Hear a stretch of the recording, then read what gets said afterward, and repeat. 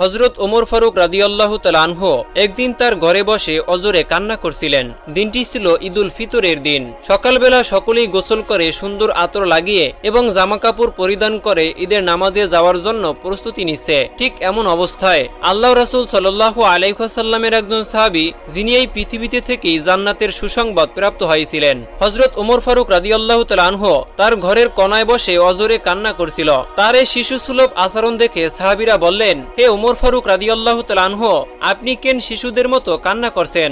আজকে তো ঈদের দিন, আজকে তো মুসলমানদের খুশির দিন। দেখুন, সবাই ঈদের নামাজে যাওয়ার জন্য তৈরি হচ্ছে, আপনি কি আমাদের সাথে ঈদের নামাজে যাবেন না? তখন হযরত ওমর ফারুক রাদিয়াল্লাহু তাআলা আনহু সাহাবাদের কথার উত্তরে বললেন, হে সাহাবারা, আমি জানি না আল্লাহ পাক রব্বুল আলামিন আমাকে ক্ষমা করছেন কিনা, কারণ যে রমজানে আল্লাহর সন্তুষ্টি অর্জন করতে পারলাম না, আল্লাহর ক্ষমা লাভ করতে পারলাম না, তার জন্য তো জাহান্নাম নির্ধারিত।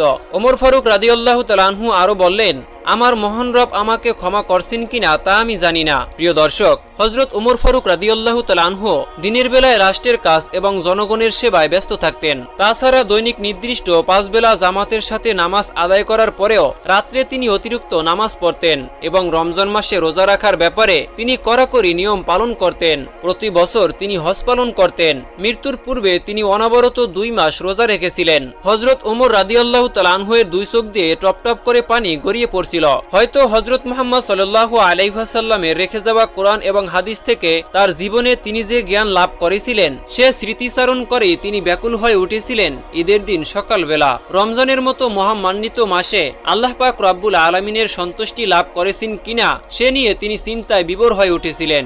মাহে রমাদানের কঠোর সাধনার পরে ঈদের দিনের একটি কাহিনী। ঈদের দিন সকালে কিছু ছোট ছেলেমেয়েরা হযরত হাসান এবং হুসাইন রাদিয়াল্লাহু তাআলা আনহুকে বলতে লাগলো, আজকে তো ঈদের দিন, দেখো আমরা সবাই নতুন নতুন জামা কাপড় পরে আসছি, তোমাদের নতুন জামা কোথায়? তোমরা তো দেখছি এখনো আগের পুরাতন জামাই পরে আসো, তোমাদের কি নতুন জামা কিনে দেয়নি?